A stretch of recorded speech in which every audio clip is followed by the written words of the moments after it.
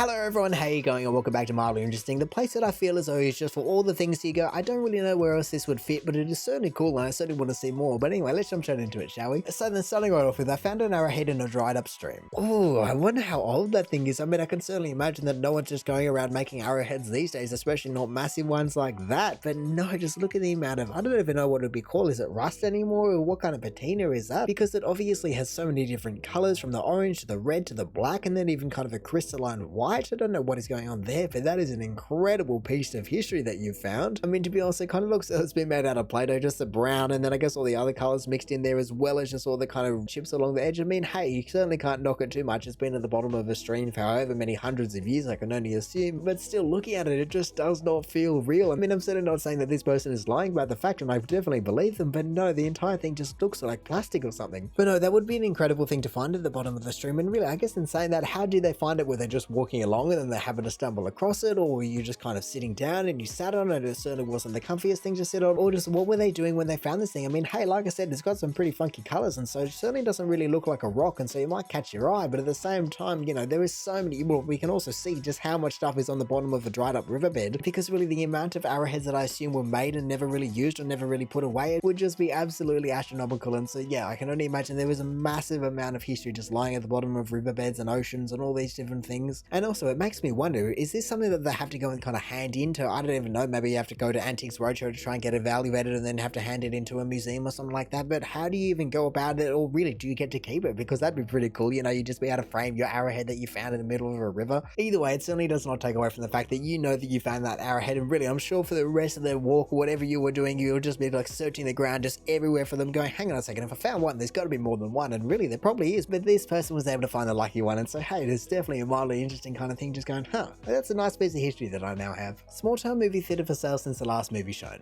Whoa, okay then. The Scooby-Doo on June 14th. Hang on a second, I need to know. Scooby-Doo movie, when did it come out? Is it the original, or is it, I don't even know. This poster right here is definitely what this one originally looked like, and so you can just see the amount of color fade. I certainly didn't expect there to be that much green originally involved. I mean, I guess it makes sense in terms of Shaggy's shirt and even all the ground, but I feel as though the color fading to virtually only have the blue left, and just kind of gives it more of a misty horror film look. But no, the fact that this film came out in 2002, and this poster is obviously a poster for the movie to come out, so this was released before that, and so that means that this place has nearly been for sale for almost 20 years. Like, that is insane. I can't think of a single thing that would even be remotely close to that, you know. Surely there is no house. I mean, maybe there's some just random house in the middle of nowhere, you know, just 1,000 kilometers away from anything else, or maybe even just in Antarctica, because no one would really want to live there. In saying that, I'm sure there is some billionaire out there that would just go, oh yeah, this is a perfect thing, Antarctica, sign me up. And so for this cinema to be for sale for 20 years, that is unbelievable. I mean, it's kind of a nice piece of history, kind of like the arrowhead. I mean, not as old, but you know, it's getting pretty close. And so I guess the question is, how long is it until something like this becomes vintage, and then all of a sudden the price just goes to the moon? Because really, I'm sure someone would pay decent money for a faded Scooby-Doo poster original, you know. And even though I feel as though it's fairly fair to assume that the inside probably wouldn't be up to modern codes or even just modded at all, at the same time, for something to sit for 20 years and just be completely unlisted real estate where someone goes, no, I'm not touching that. Why the hell do you think Scooby-Doo went there in the first place? And so no, the entire thing is just baffling to me, and just leaves me with so many questions. Like, as the owner, why would you be having something just sitting stagnant for 20 years? Surely you could have made something out of it in that time, you know, make it a coffee shop, or I don't even know, whatever it might be, just surely something to make a little bit of money. And also just how many offers have they got? Have they rejected any offers? Just there's so many different complexities, I'm sure, that have gone into this, because I just don't understand how something could actually just be on the market for 20 years and not get sold, and it be a cinema. Like, it's commercial real estate, come on. So look, I guess if you do happen to drive a Mr. Machine and you've got maybe, I don't know, $5 in your bank account, then just kind of give them an offer, see what they'll accept, because hey, you never know, maybe it'll be the best bargain of your entire life. You bought an entire cinema for $5. Miniature traffic playground in Copenhagen, where kids learn to bike in traffic. Now, even though from what we can see here, this one definitely looks as though it's the most advanced one I've ever seen, at the same time, isn't this kind of just a common thing, you know, just random little kind of recreations of roads and parks and all these different things for kids? I mean, like I said, obviously not to this scale, and really I would love to know how big this thing actually is, because it looks as though there's a gate up right ahead, and so is it just kind of 100 square meters, or what is it? Is there any loops? Is there any roundabouts? What kind of thing is going on here? Because the entire thing just makes so much sense. If you can start drilling into people, or even just start teaching people the right way to drive and operate any kind of vehicle, obstacle, I guess if nothing else, just develop the skills that they'll need on the road, then really there is no way that that can ever be considered a bad thing. And so the entire thing just makes so much sense. I mean, I don't really know how well Mr. kind of pinky reddy shirt is doing. We can definitely see that he stopped over the line, and really considering it's a red, he definitely does not have right of way, especially considering there's pedestrians on the other side. And so I feel as though he's definitely definitely still developing his entire skills, and that's fine. That's entirely what this thing is for. And also, besides it just being a great educational resource, like I already said, it teaches kids so many skills and so many things that they might need, but really at the same time, so many kids just love it because it gives them that moment where they just get to feel as though they're all grown up, they're kind of riding on the road and all those kind of things. So yeah, I'm glad to see that at least Copenhagen is just absolutely stepping up. They got traffic lights, they got pedestrian crossings and all the kind of things, and kids just allowed to ride there to their heart's content. Because to be honest, even though this is obviously only on Mildly Interesting, really I feel as though for kids it is just way more than mildly interesting. They just absolutely love it. So to be honest, I'm kind of surprised that it's not just completely packed in there, but no, it is definitely just a little bit more mildly interesting depending on your age. My local library has cake vans available to check out. Wow, okay then, that is certainly unexpected. I certainly didn't expect a library to kind of be stocking cake tins and cake pans or whatever you want to call them, but no, it certainly makes sense. Not everyone is going to be needing all those different cake tins and sizes and shapes and all those things. And really, I guess if you are trying to make the right shaped cake, to go out and buy the right tin would just be kind of a pain, because you're going, well, I'm only going to use it this one time maybe. And then I guess if you don't do that, then you're just going to be going, okay, how can I make it out of squares and rectangles? That's all I've got and all I have to do. And so then obviously people get some pretty poor results out of their entire cake making adventures. But no, this just makes so much sense. I mean, you certainly want them to be kind of stainless steel so they can just be absolutely zapped and just completely sterilized, because, well, obviously everything that we kind of interact with in this modern world that we live in kind of needs that done. But I feel as though it's just one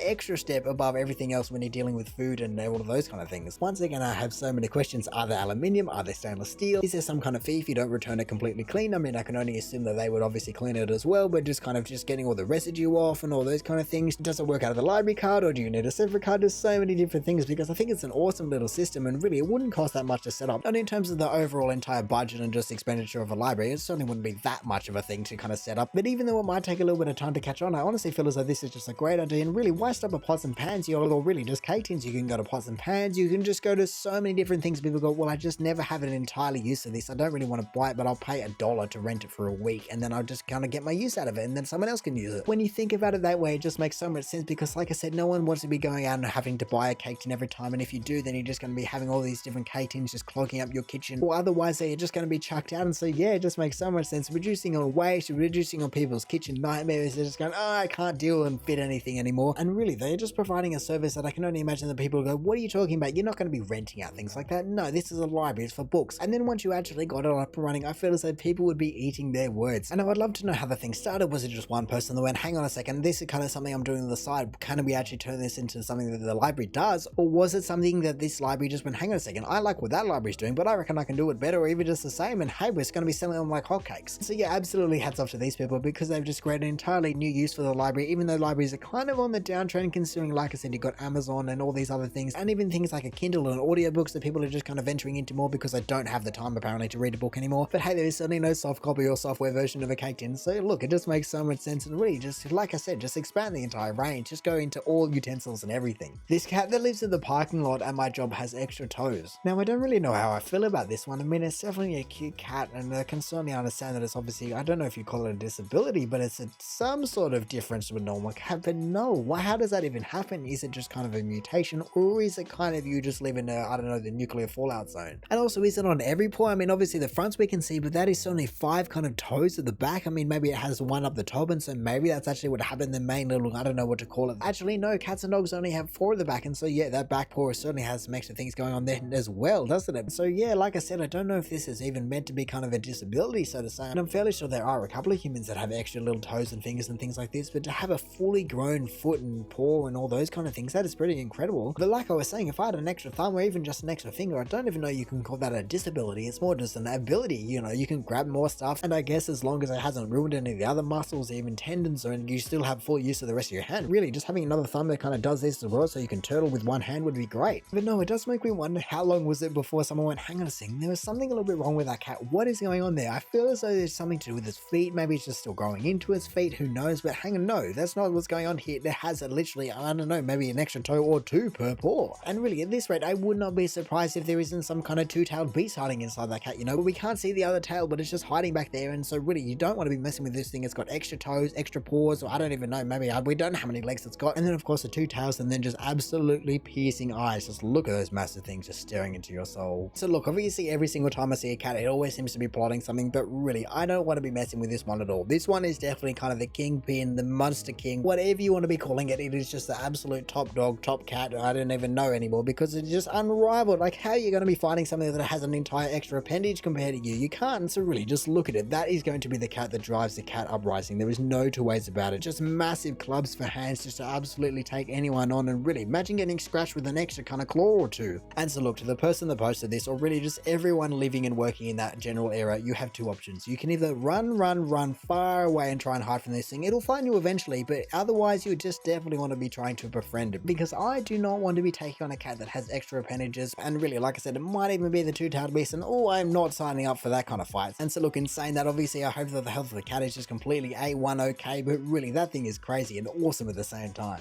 The inside of my inflatable air mattress. Oh yeah, that is certainly an awesome perspective. I mean, those fibers don't seem to be doing much, but I mean, I guess that's what they're there for. They're just kind of to stop it overinflating, I guess. But no, I can only imagine that this is some kind of demonstration where they're just giving you a little bit of a window into the air mattress, because I cannot imagine that many people are going to be too happy to chop a giant circle in their mattress. So yeah, unless you're looking through the blow-up valve or something like that. But in saying that, I don't really know how it'd be staying up if that was the case. But no, I really also don't know of any air mattress that actually has fibers inside. I mean, I guess like I said, you do have to have some way to kind of mold its shape around that, and usually I guess it's through plastic welding and things like that, not these fibers, or maybe it's the same technique, I really don't know. In saying that, if it is a new way to do it, then really doesn't make it lighter, doesn't make it cheaper, it doesn't make it better and more comfortable or more ergonomic. There are so many different ways that these could be taken, and really I'm just wanting to know all the questions because I've never seen anything like this before. It's pretty cool. But either way, this is an incredible perspective, and really I feel as though if you actually just zoomed in a little bit more, if you had a probe lens or something like that, you could really just make it oddly confusing. Just completely merge three subreddits together to become what I guess mildly interesting, oddly satisfying, and just kind of confusing perspective at the same time. Because like I said, if you did have a probe lens and you were really able to get it in there, you'd almost just look like a massive kind of wedding function hall or something like that, just with massive drapes on all sides and really just this incredible light throughout the entire thing, a massive kind of old art deco, I don't even know what era that would be, but just a very incredible roof, and all the while it's just the inside of an air mattress. That would be an absolutely incredible photo, and really it's just a twist that no one would see coming. So look, I guess if you did want to invest in a probe lens and just get that photo, then I'm sure you'd be able to just completely blow this post out of the water in terms of just how much calmer and how many upvotes you'd be getting, because man, that'd just be an incredible perspective to be able to kind of be in there. Like imagine walking through that if you were just an Ant-Man. You know, like I said, just surrounded by these massive drapes. Really, it'd be like being in a massive cathedral or something like that. It'd be incredible. And so look, I'm just finding this mildly interesting from two ways. Obviously, like I said, with the entire perspective change, that'd be incredible, but also the fact that you're using strings or fibers or what, I don't really know what to call it, but I would love to know if this is some kind of new technology or some new technique to kind of making air mattresses, because I've always assumed that, like I said, it's some kind of plastic welded insert with the same material that makes up the entire rest of the air mattress. And also, I guess if nothing else, this is just truly the absolute definition of mildly interesting. Just something just so random and something that no one would really ever think to look of, but really this person gone, hang on a second, that looks absolutely crazy in there. And hey, they certainly hit the nail on the head, because this is an interesting post. They're going, hang on a second, this is just so random to look at, but also just educational at the same time. I came in my kitchen to find a lizard using a sponge as a raft in the sink. I live in New Mexico. Well then what can I say, that is exactly what the title described, didn't it? I mean, it certainly does not explain the entire situation, how they got there, because that is definitely isn't a little lizard. And even though you might be going, well hang on a second, there's lizards all over the place, yes, but not just in a random kind of soapy sink. Why did it decide, and why did it want to even just be on the raft? I mean, maybe it fell in and it kind of clambered out, and so that would certainly make sense, but other than that, it just certainly does not make sense how that lizard ended up on a sponge raft. So yeah, we're definitely just getting more and more random, from just the inside of an air mattress to a lizard as a sponge raft, and what's going to be the top of the month, I don't even know, I haven't even looked yet. But I guess if we are staying on our current course, then there's certainly going to have to be something pretty out there, or just very random, or just I don't even know. But no, like I said, I would love to know how this lizard got into that situation. I mean, I can only assume it was going for the water, because it wouldn't have been in the sink already, would have noticed that, so I can only imagine that it slipped in or fell in or whatever it may be. And really, it's quite lucky that the sponge was actually in there. I mean, there certainly doesn't seem to be anything else that is protruding above the waterline, and so you might have come back to a not so kind of upright lizard. And look, even though it certainly would not have been your fault if it did go that way, at the same time, it's nice to know that you were thinking of the lizards when you left the sponge in there. You didn't go, oh, I'm just going to grab this out and rinse it out, or just kind of squeeze all the water out or whatever. No, you just went, hang on a second, if a lizard falls in here, it might need some kind of thing. The sponge will do. And look what you did, you managed to save the lizard's life. So yeah, well done, just a round of applause for you, because well man, you were certainly thinking completely out of the box, and I don't know, maybe we have to start calling you Doctor Strange, because you were just considering every single possible outcome, just all 46 billion of them, you know, more than Esau. And in saying that, you were even able to take into consideration this lizard. So yeah, in saying that, you were just absolutely omnipotent, because there was no way who would be able to predict something like that. Well, obviously this person can, but no, in saying that, I would love to know how they went about dealing with this situation after this discovery, because did you just kind of grab the sponge out? Did you relocate it? What did you have to do with this lizard? Is it a local lizard? Is it not? Because it's obviously a very cool looking lizard. I mean, I have no idea exactly what it is, but between the spots and the stripes and everything, it has quite a cool pattern on its back. But besides that it really is just what I said at the start of this post in terms that it is literally exactly as the title described. It is a lizard on a sponge in a sink. There is no two ways about it. So look, I guess in saying that, it definitely makes sense why this is getting towards the top of the month for mildly interesting, because I don't really know how interesting it is to see a lizard on a soap raft, but hey, it is definitely cool nonetheless to see that the lizard managed to survive the entire ordeal. And really, I can only imagine there would have been a little bit of splashing involved that you obviously didn't hear, but considering the fact that it is kind of confusing and kind of just random and all of those kind of things, that it definitely fits the mildly interesting sub, doesn't it?